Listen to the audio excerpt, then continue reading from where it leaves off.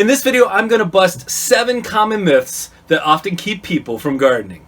Guten Yardening, everybody! I think we all have a perception of what a gardener is. In fact, if I asked you to close your eyes and think about what you imagine when you think of the term gardener, you're probably picturing something similar to what I'm picturing, which is somebody with a massive backyard area, hundreds and hundreds of plants, different varieties everywhere, and the reality is, that is one type of gardener. But for most of us, that's not the type of gardener we can be, whether it's because of space or time or any number of things.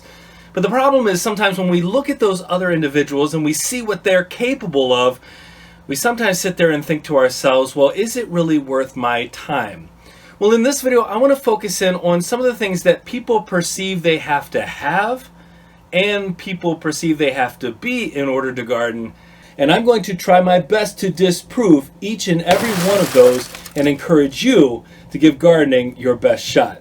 Let's start with that first picture I just created, the massive backyard. There's an idea out there that many people have that you have to have a ton of space in your backyard in order to garden.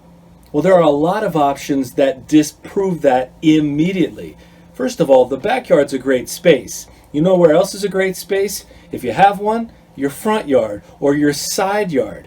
We've grown all the way around our house and we definitely don't have a big backyard. We don't really have a ton of yard space anyway, but a large part of what makes gardening possible for us is how we use our space and how we maximize that space. So this idea that you have to have a massive backyard or hundreds of square feet in a garden is just not the case. In fact, any size yard will do, and even if you don't have a yard, if you're in the middle of the city, there's almost always a spot that can become your garden. In fact, I was walking through downtown in the city that I live nearby, and I was looking around, and I don't know if this is just a mindset shift that's happened over the past couple of years, but as I'm looking at these buildings, to my left, to my right, I'm seeing places where I would put a green stalk here or a planter here. I mean, that's just where my mind went. I'm seeing people who I am confident have not considered growing a garden where they are, and I'm thinking there's a spot there for you. It doesn't have to be big. It doesn't have to be a large garden. It's all about getting started, getting your feet wet in this practice. A second myth, and this is a big one, is that you have to have great soil. Now hear me out, because I've said in other videos, and I firmly believe that the soil is the basis of your garden. I 100% believe if you don't have good quality growing medium, you're not going to have a great result. But that does not mean that you have to have a great native soil. In fact, I would argue from a starting point, most people don't have a great native soil to grow in.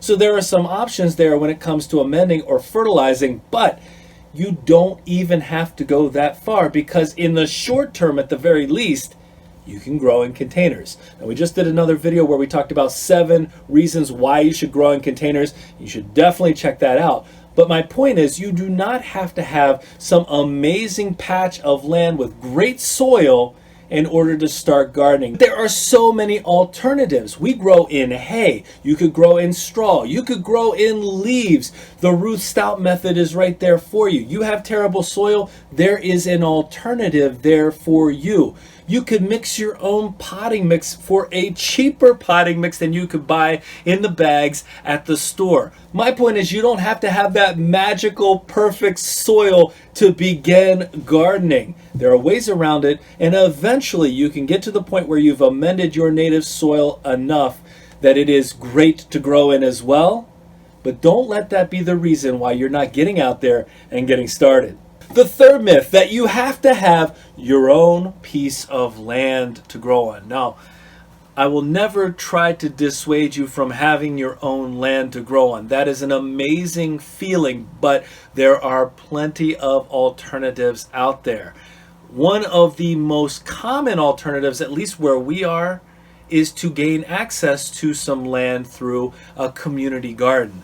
Typically speaking, community gardens and even allotments, from what I understand, are not that expensive to go in and rent or to lease. In our case, this year we're spending $75 to get 4 times the space in the community garden that we had last year for $20. And if you saw what we did last year, we just focused primarily on winter squash. We grew well over 100 pounds of squash in that small piece of land, and we could have done much more if we had spent the whole season there. So just because you don't own your own piece of land doesn't mean that you can't find a way to access some of that space that's out there in the world for you to transform into your own garden. Now, the fourth myth is this idea that you need a perfect season or a really long growing season to garden in. We're in zone 5. We know what a pretty short growing season is. Now, granted, we're not all the way up north where things are a little bit shorter even than where we are, but I can tell you this, there are plenty of vegetables that are going to be perfect for you wherever you grow in. And if, like us, you have a shorter growing period, what I would suggest is that you don't become too jealous of somebody else's growing zone, because when it comes to gardening, we all have challenges that we have to face. We all have parts of our growing zone that are difficult. If you love the idea of the really long growing season in Florida, you have to remember the heat of midsummer is going to put some of the vegetables that you probably love to grow somewhat out of reach, or at least you have to be very creative to grow them. So you don't need that massive growing season. What you need to do is to find the vegetables that fit your grow zone, and that is pretty straightforward in terms of looking it up online or finding resources like ours where we show you what we can plant and when we can plant it. So really it's about planning and timing, and it's not about the length of your growing period. I promise you that should not be a reason not to garden. Well, so far I've been focusing on myths about things that you have to have, and now I want to talk about the mythology of what you have to be in order to be a successful gardener. And the first thing that you don't have to be is a green thumb. It's such an interesting term, this idea that there are people who innately keep plants alive. Well, part of the reason probably is their attention to detail. That's my guess. And there are people who do seem to have some really great successes, but predominantly the reason why some people are more successful than others when it comes to gardening is because of the amount of time they spend learning and the amount of frustration they allow themselves to go through as they learn the lessons of gardening. And gardening has a ton of lessons. I'm going to compare this to taking a test in school. I'm sure many of you absolutely love taking tests as much as I do when you were in school. But think about it this way. You take a test, and on that test you see a problem that you've never even considered before, and you get the solution wrong. And the end result is you fail in that area. Your decision is, what do I do next? Do I give up? Or do I say, well, here's a way where I can learn more about why the problem happened, how I can troubleshoot through that problem, and how I can succeed, how I can solve that problem next time. There's a reason why I have some hardware cloth out in the garage right now. We've got a problem. Our problem is our voles. And we want to stop the voles from eating our potatoes and our sweet potatoes. So we are troubleshooting that. It doesn't have anything in this case to do with being a green thumb. It has everything to do about taking the lessons that are out there and learning from them and shifting our methods and becoming better at what we do. I promise you, as much food as we grow, and we grew a lot of food here last year, we made a ton of mistakes. We have a ton of areas where we can still improve. I will not claim to be a green thumb. I will claim to be somebody who is a student of gardening who intends to keep growing. And you don't have to be a green thumb either. You just have to have a willingness to learn and accept that there's going to be some frustration. Now, the sixth myth that I'm going to talk about is this idea that you have to be experienced in order to do well at gardening. I knew a young man once, in fact, he was one of my students years ago, who was trying to get advice about becoming a farmer. And so he went to a person who was supposed to give him some advice on his future career path. And they asked him very simply, does your family own a farm, or was anyone in your family a farmer? And he said no.